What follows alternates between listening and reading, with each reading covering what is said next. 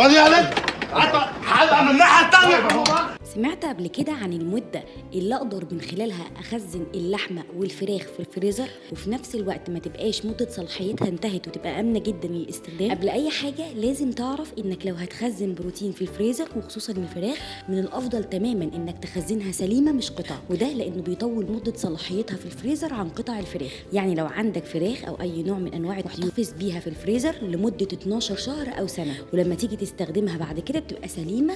إنما لو هتحتفظ بالفراخ دي وهي قطع هتبقى مدة صلاحيتها 9 شهور بس، ولو انت عايز تحتفظ بيهم في التلاجة عادي يبقى المفروض لمدة يومين بس، ولكن بعد المدة دي للأسف الفراخ أو اللحوم بتبقى باظت وما فيهاش أي فايدة. ولكن لو عايز تحتفظ باللحوم والفراخ وهي مطبوخة في الفريزر تقعد معاك لمدة 4 شهور، ولو عايز برضو تحتفظ بيهم في التلاجة تقدر تقعد معاك 4 أو 5 أيام طالما التلاجة بتاعتك تبريدها كويس وما فيهاش أكل كتير بيمنع التبريد بشكل سليم. أحدث الدراسات العلمية أكدت إن تجميد البروتين لمدة تزيد عن 3 شهور بيضيع فايدتها خالص، وده طبعا غير الطعم بيبقى مختلف تماما.